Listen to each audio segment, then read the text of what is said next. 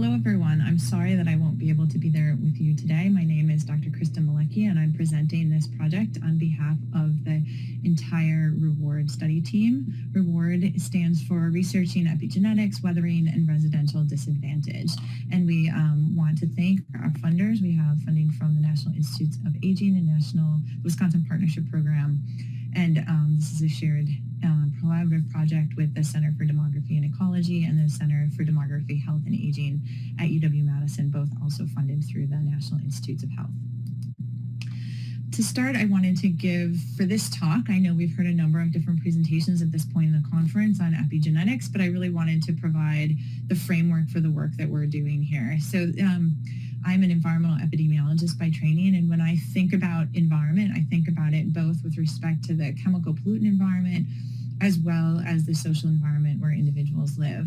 I also think about aging and the aging process from a very biological basis perspective, in thinking that we are all born into both protective and stressful environments, and that we have experiences across early life, childhood, adolescence, adult, and older adulthood that can really shape these aging trajectories, from being accelerated, increasing the probability of frailty, disability, chronic diseases, and mortality, to having a protective and prolonged life. So we all know about the centenarians. And so understanding the factors that contribute to this is really the framing for this work and this presentation.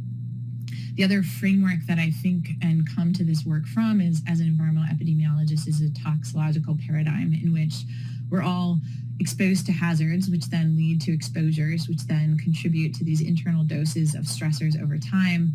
We experience early biological effects that lead to altered structure and function and ultimately lead to disease. And we think about that disease in a number of aging phenotypes. We also know that we have these early biological effects that we can often recover from through a resilience and a recovery model. So our homeostatic mechanisms can help to regulate these things.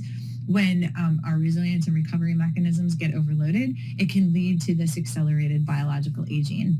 And today, of course, many of us have been thinking about this, but epigenetics and DNA methylation are really the key element of this.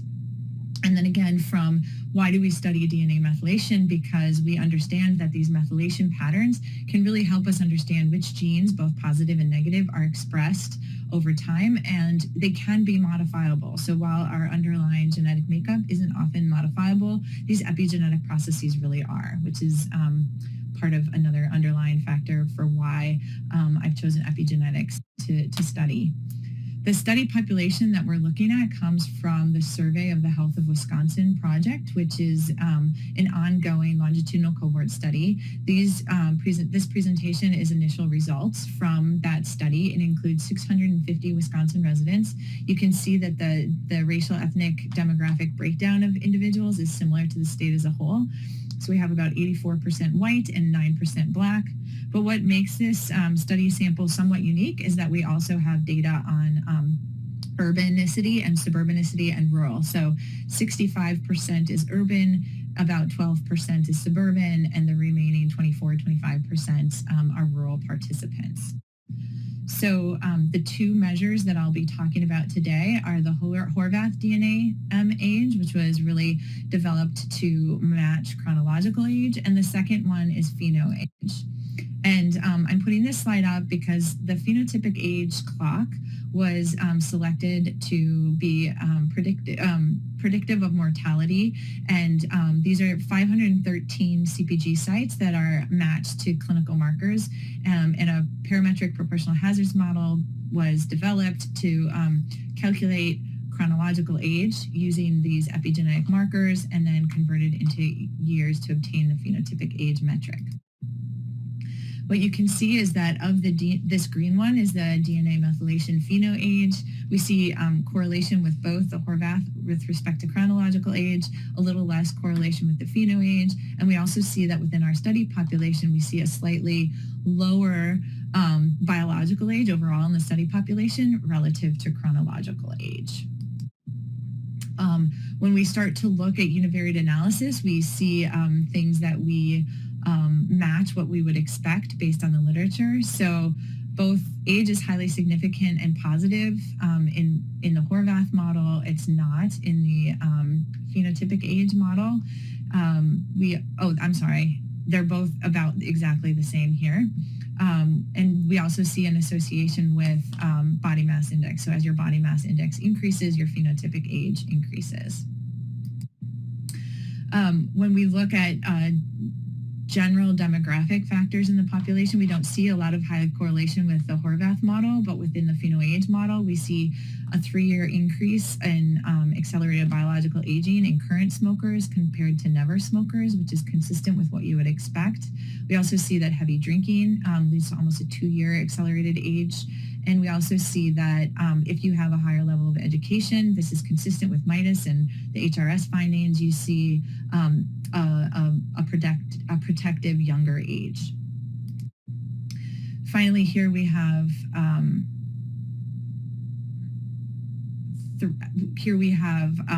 the data from neighborhood safety and crime. We can look at community sense of participation and community control, and you can see that within these factors that if for individuals who have high community participation and individuals who feel their neighborhood is safe from crime and traffic, you do see protective effects relative to individuals who don't live in neighborhoods where they don't feel safe from crime or traffic or don't have high community participation. So I think what we can do with these data, because we have a really well-characterized study population, is dig a little bit deeper than some of the larger national studies to really understand how context matters in shaping epigenetic and accelerated biological aging. So I'm going to go forward. So things that we've found interesting is that associations vary with sample size, are sensitive and are very sensitive to model specification, consistent with the literature. Smoking, alcohol, BMI impact overall health.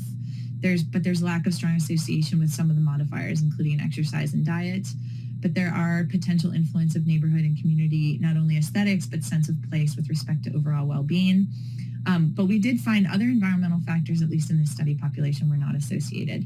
And we really do understand that context matters in this situation. So opportunities for moving forward, we can really use these data to identify at-risk individuals, aid in assessment of intervention success, really advance the research to explore other impacts and improve our understanding of how the intersection of race, social, environmental toxins intersect to advance biological aging in this population. Thanks so much.